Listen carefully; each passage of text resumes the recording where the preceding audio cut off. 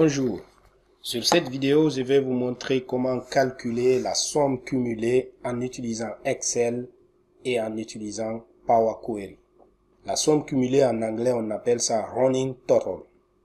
Ok, donc nous avons un petit tableau des ventes ici, il y a la date et les ventes. On a il y a 2 mois. Ce sont des données fictives, hein. J'ai créé ça en utilisant la fonction aléa entre bornes. Pour utiliser Excel pour calculer la somme cumulée, qu'est-ce qu'on fait? C'est quoi d'abord la somme cumulée ou le running total?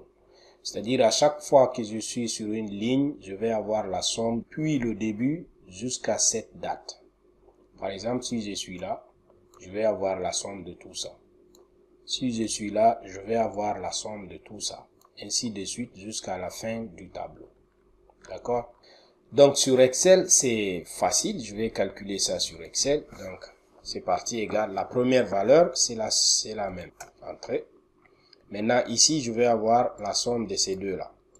Donc qu'est-ce que je vais faire? C'est égal ça plus ce qu'on avait avant. Je fais entrer. Et là, je tire jusqu'à la fin. Voilà. Donc ici, les deux premières valeurs, on voit bien ici la somme, c'est 10 132. C'est ce qui est là. Si je vais à la troisième valeur, la somme c'est 14 428, c'est ce qui est là. Si je vais jusqu'ici, la 19e valeur, 82 959, c'est ce qui est là. Donc voilà comment on calcule rapidement la somme cumulée sur Excel, c'est très simple. Mais je ne peux pas utiliser cette technique dans Power Query. Comment je vais faire dans Power Query? Je vais utiliser les plages dynamiques. Comment je vais utiliser les plages dynamiques? Je vais venir ici, calculer la même chose.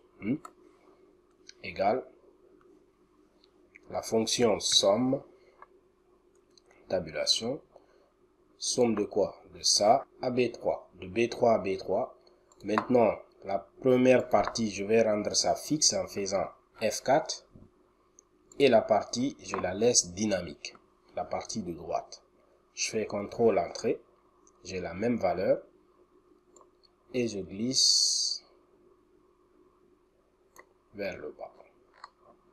Donc vous voyez, nous avons les mêmes valeurs. Ici, qu'est-ce qui s'est passé? Si je fais F2, voilà, ça me prend les deux. Échappe. Si je viens ici, je fais F2, voilà, ça me prend toute cette plage.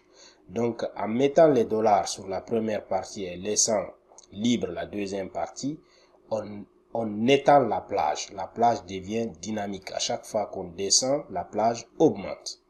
D'accord? C'est cette technique-là qu'on va utiliser dans Power Query. Dans Power Query, c'est pas facile. D'accord? Échappe. Si je viens ici, je fais F2, voilà la plage. Donc la plage suit le numéro de la ligne. D'accord? Maintenant, comment on le fait sur Power Query? Je viens Power Query. Pour cet exercice, j'utilise la version d'Excel 2010. Donc je viens ici, je clique à l'intérieur de mon tableau là, à partir d'un tableau. Voilà, il m'a sélectionné les valeurs. Mon tableau comporte des en-têtes. Oui. Ok. Voilà notre tableau ici. Jusqu'au 29 février 2016. D'accord? On va changer le type de données. On va mettre ici, c'est des dates. Et ici, devise. Ok. Jusque là, ça va. Voici les étapes appliquées. La source. Voilà la source. On a changé le type de données en date et vente. Jusqu'ici, ça va. Mais si on regarde la barre de formule, sur chaque étape, Power Query nous met la formule appliquée. Cette formule vient du code M, le langage M, Mashup Language. Power Query Mashup Language. Donc, si on connaît un peu ça, c'est bon.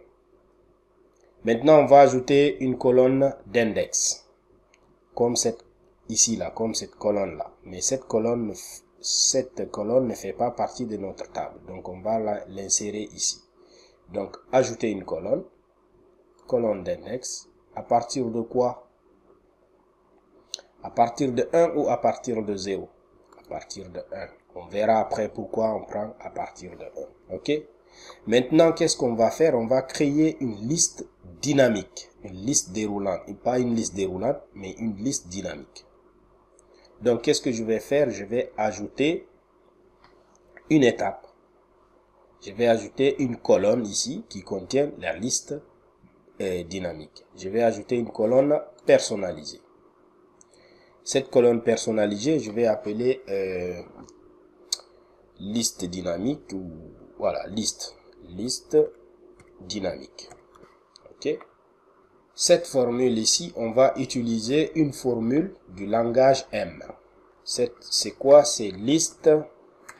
Attention. Ici, il faut respecter la casse. Point range. Range en anglais, ça veut dire plage. On va créer une plage. À partir de quoi? À partir de l'étape précédente. Hein? Index ajouté. Donc, j'ouvre la parenthèse. L'index ajouté, il faut mettre hashtag, quote. L'étape précédente, c'est index ajouté. Donc, index ajouté. Maintenant, je vais créer la liste à partir de quoi? À partir de la colonne des ventes. Donc, colonne des ventes, virgule. Maintenant, à partir de quoi? À partir de 0. Vous allez voir à partir de 0, c'est-à-dire la première valeur, point virgule, quelle est la taille de la plage, hein? La longueur de la hauteur de la plage, la taille de la plage, combien d'éléments? Je vais jusqu'à la colonne index. Ça veut dire quoi? Je crée une plage sur la colonne des ventes à partir de la première valeur jusqu'au numéro index. La taille, c'est numéro index. D'accord? Je ferme la parenthèse ici. Aucune erreur de syntaxe n'a été détectée. Je fais OK. Maintenant, ici, sur la liste dynamique, nous avons une liste. D'accord?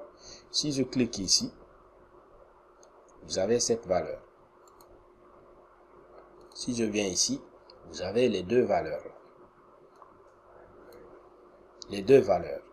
C'est-à-dire ça et ça. Troisième ici. Ici. Voilà. 4. D'accord? Donc, comment cette liste dynamique-là, comment ça fonctionne? La fonction list.datRange, list.range, sur la colonne des ventes là, on va commencer à 0. Mais notre index commence à 1. D'accord? Nous, on dit on commence à 0 jusqu'à index égale 1, par exemple, pour la première valeur là. List.datRange ne prend pas la première valeur là. À partir de cette valeur, elle ne fait pas partie, elle est exclue, c'est la valeur suivante. Donc pour ici, comme 0 ne fait pas partie, c'est à partir de la valeur suivante, c'est à partir de 1 jusqu'à 1. Si je viens à la deuxième ligne, c'est à partir de 0, mais le 0 n'est pas pris, donc c'est 1 et 2. Donc je commence à 1, la taille jusqu'à l'index. Deux éléments. Ici, index, dans cette fonction-là, donne combien d'éléments je vais avoir dans la liste. Donc, index donne ces deux éléments. Par exemple, sur la deuxième ligne, je vais 2 éléments. À partir de 0, le 0 ne faisant pas partie, donc c'est 1 et 2. Je prends que 2 éléments, ainsi de suite. Maintenant, qu'est-ce que je vais faire? Je vais faire la somme de ce qui est à l'intérieur. À chaque étape, c'est la somme de ce qui est à l'intérieur. Donc, je vais ajouter une autre colonne personnalisée. Maintenant, ça, j'appelle ça somme cumulée. Somme cumulée ou running total. Maintenant, qu'est-ce que je fais?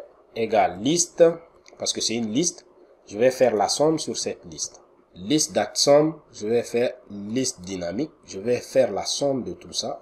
Je ferme la parenthèse, il n'y a aucune erreur de syntaxe, je fais OK. J'ai ici la valeur de la somme cumulée de running total. OK? Maintenant, j'ai terminé avec la colonne d'index et de liste dynamique. Je peux les supprimer. Supprimer les colonnes. Voilà, j'ai la date, les ventes et la somme cumulée. Je peux même mettre ici les vis. Maintenant, ici, les étapes sont un peu nombreuses. Qu'est-ce qu'on peut faire? On peut venir à liste date somme ici, là. Dans liste dynamique, on remplace la valeur qui était dans liste dynamique, ici.